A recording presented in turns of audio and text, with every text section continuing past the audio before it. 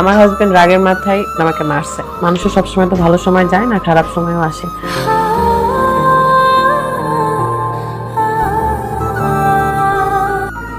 স্বামী রাদের সঙ্গে বিবাহ বিচ্ছেদ নিয়ে মুখ খুললেন জনপ্রিয় কন্টেন্ট ক্রিয়েটর ফারহানা বিথি। কেন স্টোরিতে বিচ্ছেদের ঘোষণা দিয়েছিলেন জানালেন নিচেই।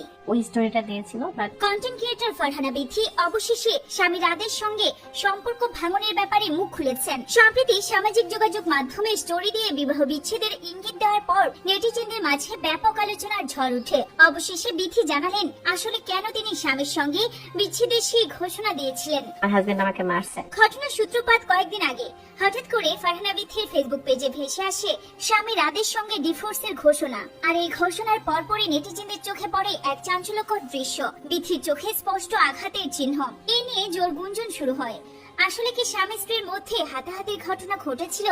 অনেকের ধারণা তর্ক বিতর্ক থেকে পরিস্থিতি গড়ায় হাতাহাতিতে, আর সেই সময়ই বিথির চোখে আঘাত লাগে। কিছু করার নাই, আপনারা দোয়া করেন। ঠিক এই কারণে হয়তো দুজন মিলে বিচ্ছেদের সিদ্ধান্তে পৌঁছেছেন। তবে ঘটনার মাত্র কয়েক ঘন্টা পরে নিজের অফিসিয়াল ফেসবুক পেজে হাসপাতালের একাকিত্বের কথা জানালেন রাত। সেখানে তিনি লিখেন, সকলকে চিনে নিলাম। একটা সময় যাদের রাত ছাড়া চলতো না, আজ তারা সবাই আমাকে ছেড়ে চলে গিয়েছে। আমার জীবনে আমি একা, সঙ্গ দেওয়ার মতন কেউই নেই। আমি সব সময় সবাইকে নিয়ে পথ চলার চেষ্টা করছি, অথচ আজ আমার বেলায় আমি একা।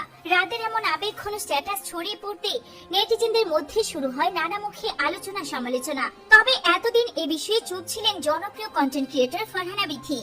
অবশেষে মুখ খুলে তিনি জানান দেন, আমরা এমনিতে একটা খারাপ সিচুয়েশনের মধ্য দিয়ে যাচ্ছি।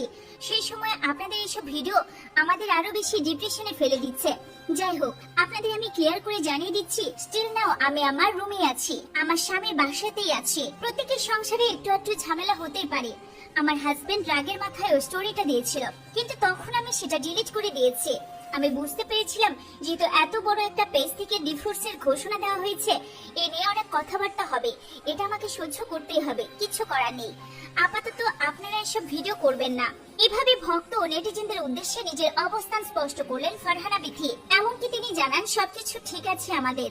আমি চাই রাতকে বুঝিয়ে সংসারটা টিকিয়ে রাখতে, কারণ সামান্য ভুলে এতদিনের সম্পর্ক নষ্ট করতে চায় না। আপনাদের এই পোস্টগুলো দেখে আমার ভীষণ খারাপ লেগেছে। মানুষের তো জীবন সবসময় ভালো যায় না, খারাপ সময়ও জীবনে আসে। আমি এতটাই ক্লান্ত ছিলাম যে চেয়েছিলাম চোখের ডাকটা মিশে গেলে তবেই ভিডিও বানাবো। জীবন মানেই দুঃখ কষ্ট মেনে চলা। আপনাদের জন্য 24 ঘন্টার মধ্যে মাত্র 3 মিনিট আমি ভিডিও করে, আর আপনারা মনে করেন আমি সারাদিন শুধু ভিডিও বানিয়ে বসে থাকি। এভাবেই নিজের ভক্তদের উদ্দেশ্যে আবেগঘন বার্তা দিলেন ফারহানা বিথি।